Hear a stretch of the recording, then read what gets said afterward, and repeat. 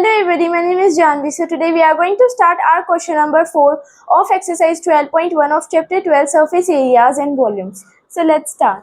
Our question number 4 says that a cubical block of side 7 cm is surmounted by a hemisphere. What is the greatest diameter the hemisphere can have? Find the surface area of the solid. अब इन्हें कहा है कि एक cubical block है, मान लो एक cube है, ठीक है।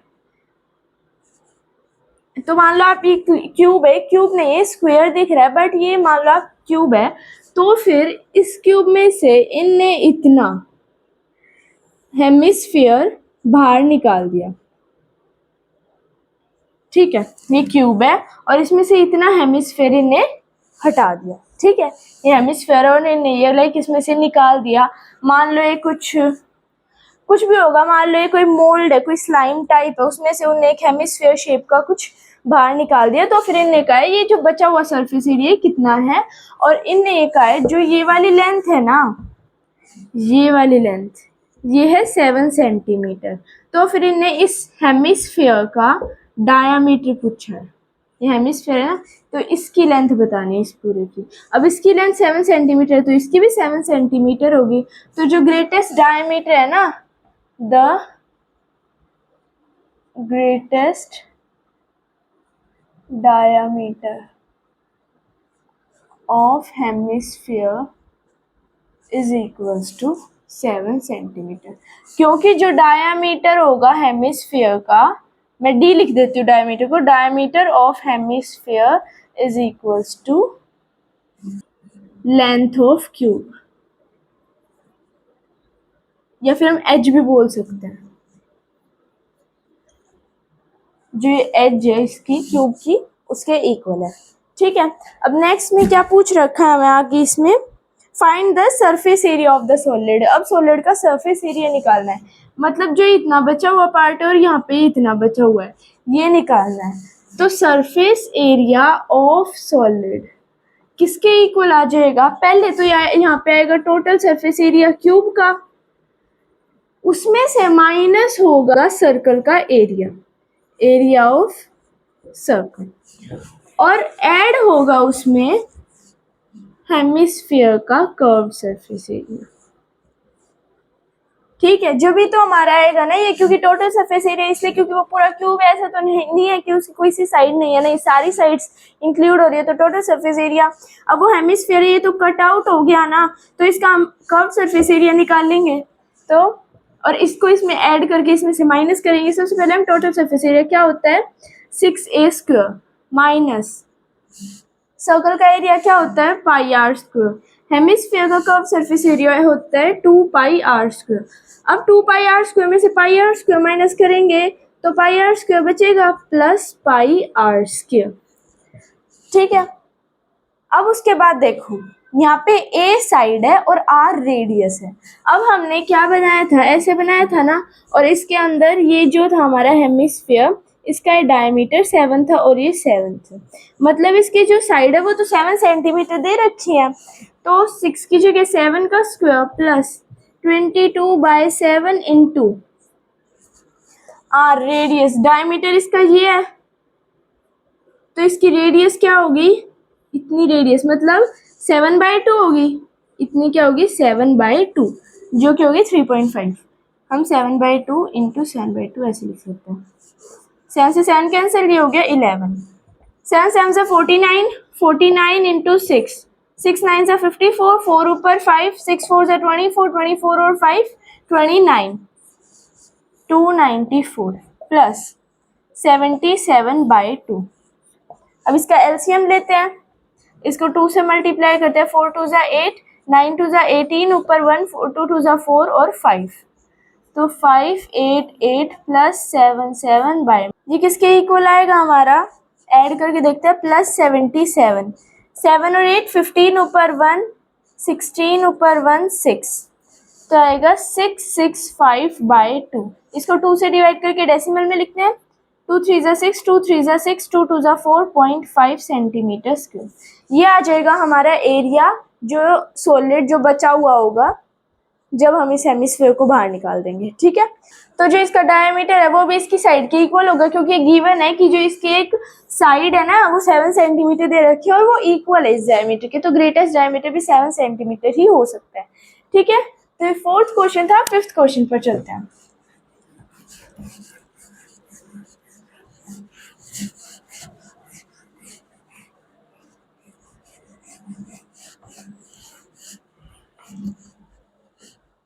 फिफ्थ क्वेश्चन में हमें क्या दिया गया है? 5th क्वेश्चन पे कुछ ऐसा ही, हमें ऐसे ही करना है। The hemispherical depression is cut out from one face of cubical wooden block. अब देखो, एक क्यूबिकल वुडन ब्लॉक है, उसमें से एक हेमिस्फेरिकल सब्सटेंस को, एक हेमिस्फेरिकल पीस को बाहर निकाल लिया। पहले वाला ही डायग्राम बनेगा, फिगर बनेगा जो हमने पहले बनाया था। Such that the diameter L of hemisphere, जो इसका डायमीटर है वो है एल और ये इक्वल है इसके एज के, मतलब इसकी साइड, मतलब साइड भी एल होगी इसकी। तो इनने बोला है कि सरफेस एरिया बताओ रिमेनिंग सॉलिड का, मतलब जब इसको बाहर निकाल देंगे, डग आउट कर देंगे, तो ये जो साइड का रिमेनिंग पोर्शन बचेगा इसका एरिया बताना है हमें। ठीक है, इसका नहीं बताया, हेमिस्फीयर से अलग। तो हमने कैसे करा था, देखो, surface area of remaining solid किसके इक्वल आएगा? टोटल सरफेस एरिया क्यूब का, माइनस करेंगे एरिया उसमें सर्कल का, और उसमें ऐड करेंगे कर्व्ड सरफेस एरिया हेमिस्फीयर का। टोटल सरफेस एरिया क्या होता है? 6a² minus πr² plus 2πr²। ठीक है, तो ये ए साइड क्या हमारी L, इसमें से माइनस करेंगे प्लस का πr² आएगा, 6l² प्लस पाई, r किसके इक्वल आएगा? l/2 इंटू l/2, मतलब कि आंसर हमारा क्या आएगा? 6l² plus πl²/2। तो इसका एलसीएम ले लेते हैं, 2 6 12 l² प्लस πl²। देखो यहाँ पे 2 और 2 को मल्टीप्लाई करेंगे तो यहाँ 4 आएगा, तो हमारा एलसीएम भी 4 होगा, तो यहाँ 6 4 24 आएगा। ठीक है, तो ये हमारा आंसर आ गया 24 l² प्लस πl²/4। ठीक है, और हमें कोई वैल्यू नहीं दे रखी, मतलब कोई यूनिट नहीं दे रखी, तो हम स्क्वायर यूनिट लिख देंगे। ठीक है, मतलब हमें ऐसे नहीं बता रखा सेंटीमीटर है, मीटर में है, मिलीमीटर में है, किलोमीटर में है, ऐसे हमें कोई यूनिट नहीं दे रखी, तो हम ऐसे लिख देंगे बाद में। ठीक है, तो ये 5th क्वेश्चन था। अब 6th क्वेश्चन पर चलते हैं।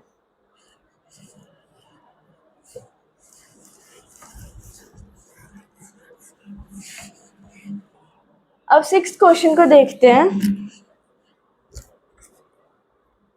6th क्वेश्चन में हमें एक फिगर दी गई है ऐसे, ये पूरा है 14 सेंटीमीटर, 14 मिलीमीटर, ये है 5 मिलीमीटर। अब देखो, इनने कहा है ये जो है ना, ये तो हेमिस्फीयर है और ये जो बीच का पार्ट है ये है क्यूबॉइड। ठीक है, ये बीच का पार्ट क्यूबॉइड है और ये साइड का हेमिस्फीयर है। अब डायमीटर ये है, तो इसके जो ये रेडियस होगी जो कि किसके इक्वल आएगी? हाइट 2.5 आ जाएगी, 5/2 आएगी, 5/2 2.5 के इक्वल होते हैं, तो ये 2.5 होगी और ये भी 2.5 होगी इसकी भी हाइट। तो अब हम पहले निकालेंगे हाइट सिलेंडर की, फिर उसके बाद हम सरफेस एरिया निकालेंगे जो हमें निकालना है। ठीक है, देखो, हाइट ऑफ सिलेंडर किसके इक्वल आएगा? जो ये पूरी कैप्सूल की हाइट है 14 माइनस 2.5 माइनस 2.5, ये भी 2.5 है, ये भी 2.5 और ये पूरा 14 है, तो 2.5 माइनस माइनस प्लस होता है, तो 14 माइनस 5 किसके इक्वल आ जाएगा? 9 के इक्वल, तो आ जाएगा 9 मिलीमीटर हाइट। अब उसके बाद हमें सरफेस एरिया निकालना है। सरफेस एरिया किसके इक्वल होगा? हमारा कर्व्ड सरफेस एरिया सिलेंडर का plus 2 into curve surface area हमारा हेमिस्फीयर का, 2 इंटू क्योंकि 2 हेमिस्फीयर है, एक ये वाला हेमिस्फीयर, एक ये 2 हेमिस्फीयर है तो हम 2 मल्टीप्लाई करेंगे हेमिस्फीयर के कर्व सरफेस एरिया में। क्या होता है सिलेंडर का कर्व सरफेस एरिया हमारा 2 pi r h plus 2 into 2 pi r square, ये होगा। अब इसमें से हमारा कॉमन क्या आ रहा है, 2 पाई आर, ये कॉमन आ रहा है, एच प्लस 4 आर ये बच रहा है। हाँ 2 पाई आर कॉमन आ गया तो यहाँ एच और 2 पाई आर चला गया तो ये 2 और ये आर, तो 2 आएगा ना, यहाँ पे 2 आ रहेगा, सॉरी ठीक है, क्योंकि यहाँ पे एक 2 चला गया तो इन दोनों को मल्टीप्लाई करेंगे तो 4 पाई आर स्क्वायर आएगा, इसमें से एक 2 चला जाएगा तो 2 आर बच जाएगा, 2 पाई आर चला गया तो 2 आर बचेगा। अब देखो वैल्यूज पुट करते हैं, 2 इंटू 22/7, आर रेडियस क्या थी 5/2, मैं 2.5 को 5/2 लिखती हूँ, ठीक है।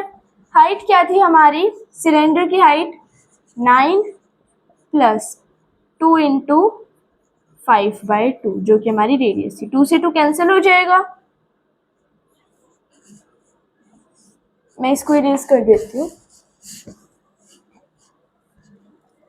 ये 2 से 2 कैंसिल हो जाएगा, 110/7 इंटू 5 को इसको ऐड करेंगे 14, 7 2 जा 14 तो हमारा आ जाएगा 220 मिलीमीटर स्क्वायर। ये हमारा एरिया आ जाएगा जो हमें निकालना था। इस पूरे ये पूरी कैप्सूल है तो इस पूरे कैप्सूल का हमें एरिया निकालना था, वो हमने निकाल दिया, जो कि किसके इक्वल होगा, सिलेंडर का curve surface area plus 2 hemisphere के कर्व सरफेस एरिया के इक्वल। So that's all for today. आगे के क्वेश्चन हम नेक्स्ट वीडियो में करते हैं। So if you like my video please like share subscribe to my channel. Okay bye bye.